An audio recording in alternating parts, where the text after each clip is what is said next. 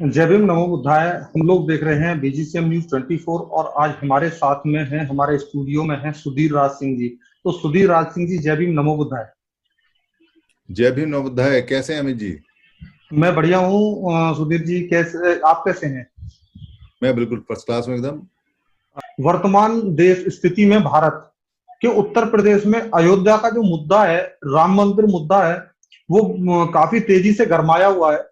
और इसमें जो बुद्ध धर्म के लोग हैं या बुद्धिस्ट विचारधारा के जो लोग हैं, उनका ये मानना है कि जो वो स्थान है जिस पर अब राम मंदिर का निर्माण हो रहा है, खुदाई के दौरान वहां पर बुद्ध के अवशेष पाए गए हैं और जिनको लेकर के लोग सुप्रीम कोर्ट तक पहुंचे हैं, जिसमें मैं जहां तक सुनने में आया है, जो बाबा साहब के परपोते हैं राजरत्न अंबेडकर, वो भी सुप्रीम कोर्ट पहुंचे हैं, लेकिन उनकी याचिका खारिज कर दी गई वहां से भी। तो मैं आपसे ये जवाब चाहता हूं कि जो बहुजन समाज के लोग हैं या बुद्धिस्ट विचारधारा के लोग हैं, इस प्रकार अगर मंदिर है तो वो बनेगा, लेकिन वहां अगर बुद्ध विहार बनेगा तो उसके लिए समाज को क्या करना चाहिए? अमित जी, भारत में जानकारी का अभाव रहता है और जी। जानकारी के अभाव की वजह से बहुत सारी चीजें खराब रहती हैं। जो सनातन परंपरा, जो वैदिक परंपरा, जो पुरानी परंपरा है, उसमें मंदिर या स्थल बनाने की परंपरा नहीं है। उसमें यज्ञ करने की परंपरा बताई जाती है। खुले जी। में कुछ वो जलाते हैं, उसका यज्ञ करते हैं, जो भी उनकी क्रिया है, प्रक्रिया है। और बुद्ध के समय तक भी कोई मंदिर की प्रक्रिया स्टार्ट नहीं हुई और ना ही हुई, क्योंकि धातु भी जब तक नहीं आ पाई थी। कहते चांदी थी और तांबा था और सोना था। लोहे का जिक्र कुछ लोग कहते हैं साहित्यकार है था, कुछ लोग कहते हैं तब तक लोहा नहीं था। तो अक्षर भी नहीं थे उस समय तक और मूर्तियों का कोई प्रचलन था भी नहीं। और बुद्ध ने किसी मूर्ति को बनाने के लिए या कुछ साहित्य में कहीं कभी एक जिक्र तक नहीं किया, क्योंकि वो धम्म सिखाते हैं, मनुष्य को शुद्ध होना सिखाते हैं। पूजा और पाठ और ये सब नहीं सिखाते। पूजा का मतलब वहां जो भगवान बुद्ध बताते हैं वो बताते हैं कि आपने जो बात बताई है उसको मानना है, उसको पूज्यमी बोलते हैं। मैं पूज्यमी मतलब मैं पूजा करता हूँ, मैं मानता हूँ बात को, मैं सम्मान करता हूँ। जैसे मैं आपकी पूजा करता हूँ, तो आपने बात की तो मैंने वो मानी, तो पूजा हो गई वो। या आपने मेरी कोई बात मानी तो वो पूजा हो गई, सम्मान हो गया, मान लिया बात मैंने। तो मूर्तियों का कल्चर बहुत बाद में बना। अशोक के समय तक आते आते पत्थरों पर लिखना, पत्थरों की शिलाएं बनना, स्तूप बनना, ये बहुत ज्यादा हो गया। और उन्होंने बड़े सारे चिकित्सालय और प्याऊ वगैरह बनाए लगभग 300 साल बाद, 350 साल बाद, बुद्ध के बाद। और सनातनी परंपरा में कोई मंदिर की परंपरा है नहीं, कहीं उनके साहित्य में भी नहीं है, कहीं कोई जिक्र भी नहीं मिलता कि उन्होंने कहीं कोई मंदिर ऐसे बनाए या नहीं बनाए।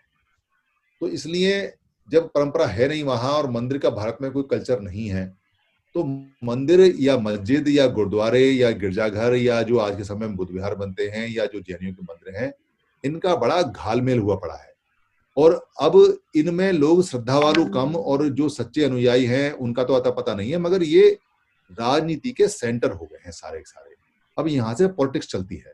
तो ये आपका पॉलिटिकल प्रश्न है।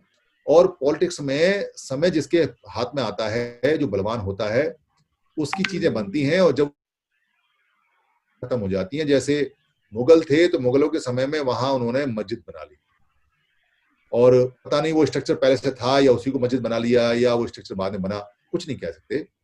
और मुगल चले गए, उनका शासन चला गया तो वो ढहा दिया। अब एक स्ट्रक्चर और बन गया वहां पे। जब तक सत्ता रहेगी, पावर रहेगी, वो स्ट्रक्चर रहेंगे। जैसे आपने देखा होगा कि जो लखनऊ के अंदर जो पार्क बना हुआ है, उस पार्क में मैंने जी। एक वीडियो देखा कि रात को लाइट नहीं जलती वहां पर। अब जी। सत्ता नहीं है, सत्ता बिल्कुल। जैसी आएगी वहां पे लाइटें जल्दी शुरू हो जाएंगी। तो ये बिल्कुल। दरअसल अब ये राजनीतिक हो गई हैं। ये सारी चीजें जी। राजनीति में चलती हैं, राजनीति में आती जाती हैं। आम आदमी से इनका कोई लेना देना नहीं है। आम आदमी का तो मतलब है उसको दवाई चाहिए, उसको स्कूल चाहिए, उसको हॉस्पिटल चाहिए, उसको रोजगार चाहिए। उसको तो ये छोटे छोटे काम है, पानी मिल जाए, रोटी मिल जाए, रोजगार मिल जाए, बस इतना चाहिए उसको। उसे नहीं चाहिए जी। बाकी कुछ। तो मैं जी। इस बारे में कुछ नहीं।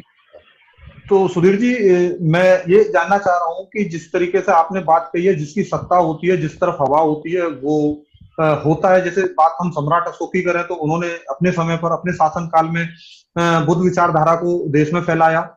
मैं अगर विचारधारा के हिसाब से बात करूं, जैसे आपने भी मुगलों की बात की, तो जो मुगलों की शासन और सत्ता आई तो उन्होंने अपनी विचारधारा को फैलाया। 7 से 12 का बहुजन समाज पार्टी का शासनकाल रहा। उन्होंने उत्तर प्रदेश के अनेकों कोने पर बुद्ध के नाम से और बाबा साहब के नाम से कार्य किए। लेकिन वर्तमान में जो बहुजन समाज है उसका ध्यान पूरी तरफ से देखा जाए तो शासन और सत्ता की तरफ नहीं है। तो वो ध्यान इस शासन और सत्ता की तरफ कैसे आए? ये दरअसल क्या है कि तीन तीन ये त्रिकोण के 3 कोने होते हैं। एक होता है पैसा यानी आर्थिक तंत्र, जी एक होता है धर्म या क्या बोलते हैं जो मान्यताएं होती हैं, परंपराएं होती हैं, उनका तंत्र, और एक होता है सत्ता।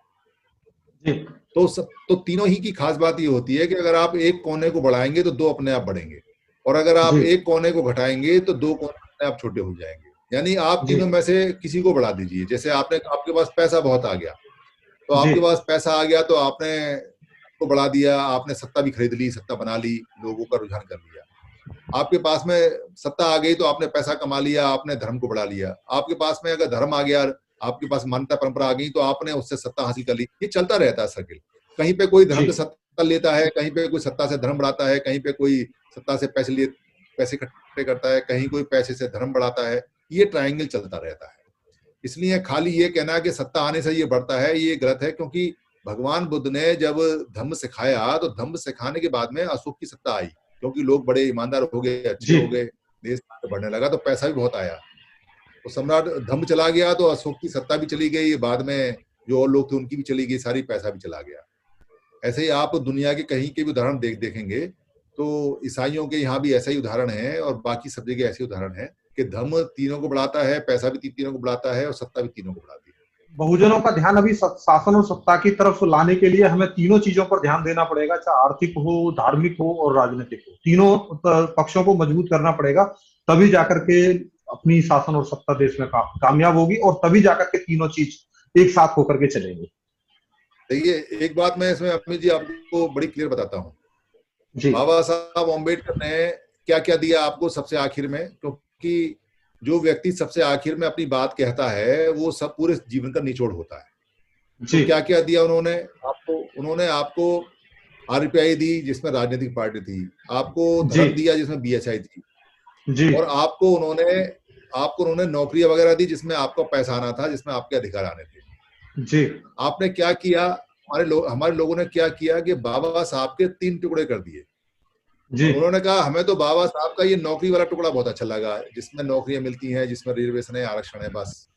और जी बाबा साहब का जो ये राजनीतिक वाला है और जो बाबा साहब का ये धर्म वाला है, इसे फेंक दो भाई, इसकी हमें जरूरत नहीं है। भाई जी जब आप बाबा साहब के 3 टुकड़े कर दिए आपने और एक टुकड़ा आपने लिया, तो बाबा साहब पहली बात तो जीवित बचे कहाँ। दूसरी बात यह है कि अगर एक टुकड़े को आप 1/3 टुकड़े को आप काम में लोगे और 2/3 की बात नहीं करोगे तो आपको रिजल्ट भी 1/3 आएगा, और 1/3 रिजल्ट तो 1/3 रहेगा, 2/3 तो आपने हिस्सा माने नहीं। क्योंकि जो व्यक्ति जीवन के लास्ट में ये कह रहा है कि भाई ये चीज ऐसी है, आप कैसे कह दोगे कि मैं बाबा साहब की ये बात तो मानूंगा और वो बात नहीं मानूंगा, तो इसका मतलब बाबा साहब को मान कहाँ रहे हो आप, उनके एक्सपीरियंस को कहाँ बिल्कुल। मान रहे हो आप। तो आपको हर चीज माननी पड़ेगी। बहुत बहुत शुक्रिया सुधीर जी आपका। धन्यवाद। ठीक है, आप लोग देख रहे थे बीजीसीएम न्यूज़ 24। अमित